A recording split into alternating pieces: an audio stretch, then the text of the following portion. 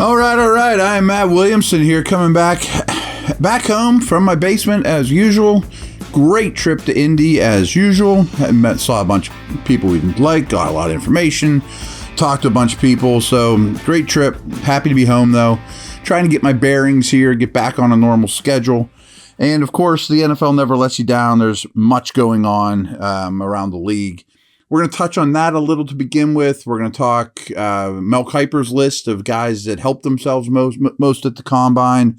I'm going to keep digging through Combine numbers like crazy this week to see how that affects the Steelers in particular, who might be on the radar now that I wasn't quite aware of, or, who, he came in a little small. Do I really want that guy for the Steelers? That type of thing. But before we do, the biggest news of the day here on Monday is Derek Carr is now a New Orleans Saint and looks like he will be for the next couple of years by the structuring of his contract.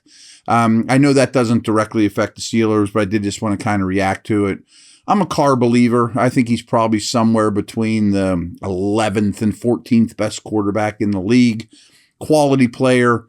Things didn't go great this year for him with the Raiders, but before that, I thought he played really well the year before.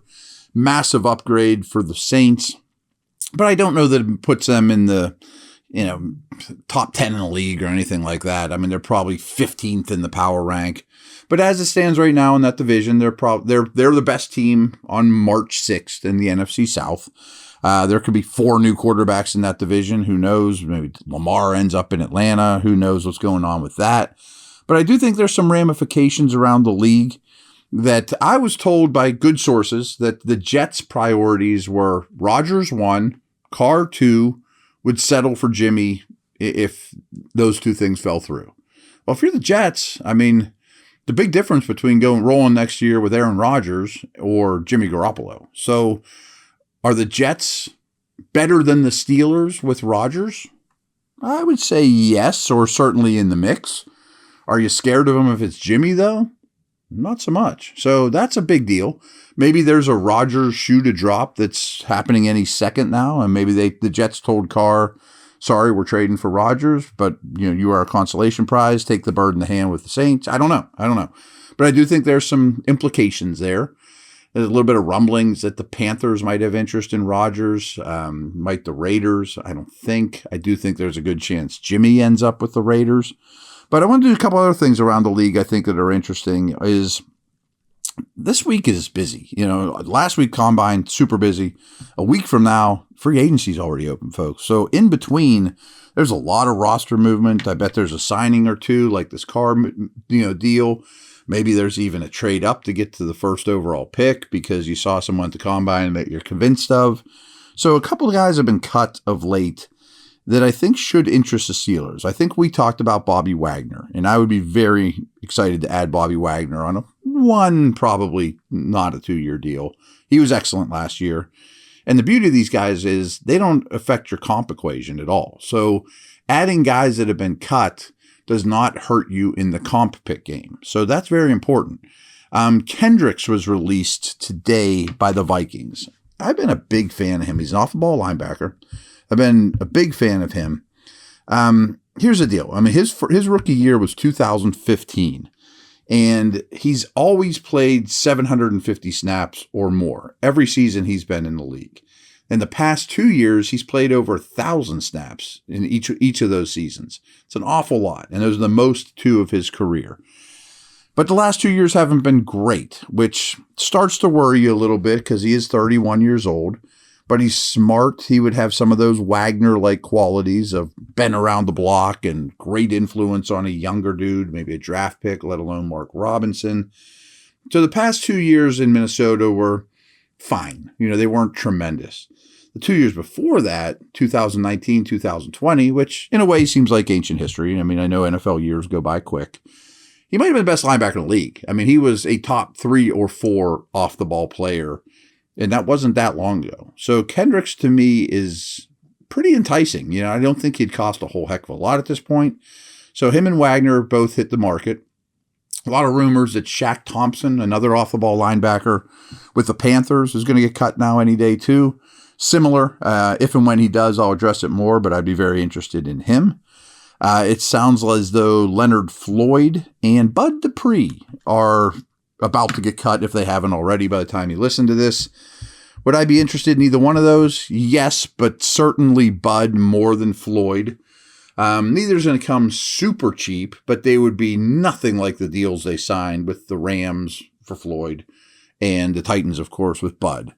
I think you could certainly create packages for Bud, Highsmith, Watt. I think he'd love to come back here. He was well liked. People, he put in the work. He got a lot better while he was here. He wasn't a bust for the Titans. He's just really expensive and has had some trouble staying on the field. I mean, he got hurt here and never really played a ton of snaps for him. So in that capacity, in a very familiar environment, probably on a 1-year deal, if I'm Bud Dupree, I would be very interested in that. I don't know what exactly that number would be, but he would really solve that outside linebacker problem for this year. Kick that down the road and, maybe use a draft pick next year on a third outside linebacker. But it'd be nice just to scratch that off the list and not worry about it. And you could get that done today if you wanted. So those are just a couple notes from around the league. I want to go over this Kuiper list of some of the risers from the combine, and there's way more than on this list, but a couple of them are very Steeler-centric to me as well. Be back in a moment.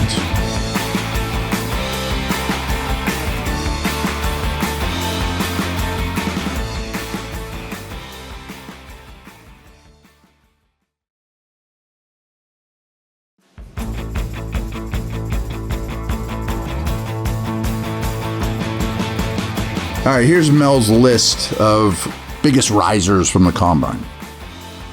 Marvin Mims, I think, could be interesting for the Steelers. He's a 5'11", deep threat, fast, excellent vertical, excellent three-cone, wide out from Oklahoma. I probably should have said that. I would consider him a third round. I think that you're looking for big plays. I don't think receiver is a glaring need. But this is a guy I've become more and more fond of as this process has gone along. I think he'd fit in well, probably out of the slot, but more often as an outside deep threat. Kind of what they need, to be honest with you. Nolan Smith, I think we talked about him too. Because he was on the first day of the combine. Outside linebacker from Georgia. But did more homework on him. And I think he might be Lawrence Timmons, but a better tester. An elite tester. He came in at 238 pounds, but is very adept dropping into coverage, not just an edge pass rusher. This is a terrible comparison because he's such a phenomenal player. But a lot of people are looking for these Micah Parsons types now. I mentioned Timmons, Chad Brown did some of that. Where are you off the ball or you edge? I think Smith could probably do those things. That's too much of a projection for me to consider him at 17, I think. But he's a phenomenal athlete. He's a phenomenal leader, teammate, smart, all those type of things. So I think he'd be very intriguing. I don't know if he'd last to 32, but just as kind of a defensive weapon. So here's where I'm having some confliction because I just mentioned wide receiver is not a huge need for the Steelers, but Ohio State's Jackson Smith-Njigba would make this offense really potent. He might just be a slot. I think there's a lot of Keenan Allen, Michael Thomas there. But just, boy, is he good. They said that about Justin Jefferson. He's only a slot. Now he's the best receiver in the league and lines up outside all the time. He didn't run at the combine, the 40, and he probably won't run well. But as long as he's under 4.7, I know that sounds like a crazy number. Keenan Allen ran a 4.7. I have no problems whatsoever with Jackson Smith-Njigba's 40 time. He is historically good as a change of direction guy in terms of his short shuttle.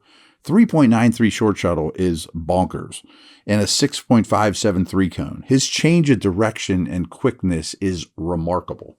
He's big. He's unbelievably productive, just not this past year. By far the best route runner in this class and should adjust immediately to the league.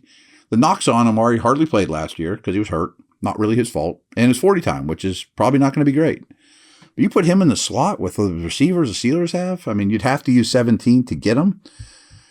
I'm interested. It just depends how I'm torn if I would go that direction or not. I would never have said I want a receiver at 17, and it wouldn't be my first choice. There's no doubt about it.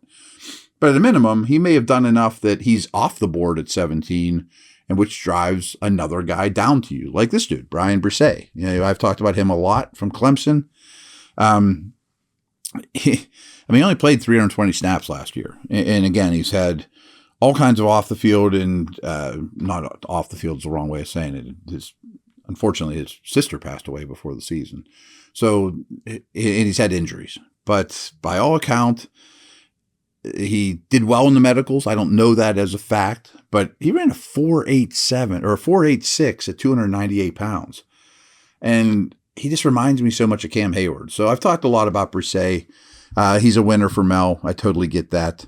Stetson Bennett, the Georgia quarterback, was also a win for Mel. I don't think that matters for our case here. I think he went from a 7th round pick to a 5th round pick. Steelers might take a 7th round quarterback. Those 2 7ths right now, they only have 2 guys under contract. I doubt Bennett would be in that mix. He's a winner, quote, blah, blah, blah. I don't care that much about that, but he did perform better than I expected. Michigan's DJ Turner the burner. He had a 4.26 40. He's a better tester than football player, but he's not a bad football player. He's not just a track guy. Came in at only 178 pounds, but I was told he'll probably play around 185-ish, maybe as high as 188. I'm not real worried about his size. He's not ultra skinny. So he got down a little bit leaner to run a blazing 40, and he did exactly that. I am not considering him in the first round, though. 32 would be the first I would consider it, but probably have 6 or 7 corners still ahead of him on my board. And I haven't done those rankings yet, but mid-second round for a specimen like him, I think that's intriguing for sure. Mel also has Northwestern guy we've talked about before, whose name I just destroy. Abibare is his last name, or close enough. Phenomenal tester. He was really an edge at Northwestern, though. He's over 280 pounds, spent a lot of his time on 2 feet as an edge stand-up guy, but has pretty long arms. He ran a 4.49 at over 280 pounds, which is bonkers. But I think he's a little bit too much of a projection for me to take at 17, because he's a lot of Liao-ish in terms of he's been outside, he could go inside. Is he a jack of all trades, master of none, though? Is a disruptive player. I have some interest, but I don't love him at 17, and I think he'll probably be a first-round pick. Here's a name that I didn't know a ton about, that I want to learn more about, but as I do, I'm more and more intrigued for the Steelers. It's Jatavis Martin, a defensive back, they call him, from Illinois. They have another safety there who's very impressive, Brown. He's a big, rocked-up, traditional, strong type safety, explosive, and Martin's more of the free. He's a lot longer. He's 5'11", 194, but he has long arms, looks more like a free. But as is the case with a lot of these dudes, he's also their top slot option. He's a big slot corner / free safety with a 44-inch vertical, an 11-1 broad jump, phenomenal 10-yard split. So all the explosive stuff is Martin. So on day 2, maybe even 4th round, I'm thinking this is a 3rd round pick. I would love to add Martin to that secondary and just figure out what to do with him later. So, a really intriguing player. Last guy to bring up here is, we're going to talk a lot of tight ends going forward. And this isn't one that super interests me, but Will Mallory was a tight end from the U. And, he is a tight end from the U. And he had the best 40 of any tight end in this draft. Came in at 4.54. But he's not all that big. He's only 239 pounds. And I just don't think a move tight end like that is what the Steelers are after. But, he ran a 4.54. But Zach Kuntz from Old Dominion ran a 4.55. Laporta from Iowa, 4.59. Musgrave is my favorite tight end in this draft, 4.61. Schoonmaker from Michigan, 4.63. Darnell Washington is a giant from Georgia, 4.64. Tucker Kraft is a guy I like a lot, 4.69. I can go on and on. You talk about Michael Mayer, or Kincaid. Those guys are potential first-round picks as well. So many tight ends in this draft, and many of them performed extremely well this past week. And I'd love to add one in some capacity to the Steelers. Not exactly sure how to best make that work, and that could happen even if you resign Gentry. That doesn't move the needle that much, one way or another. But a lot of these tight ends really intriguing, and the combine helped them more than it hurt, that's for sure. So good stuff. Probably dig into more combine stuff, more league news, this next day or two, and probably do some kind of article about, combine, how it affected the Steelers too. So keep an eye out for that. Over and out.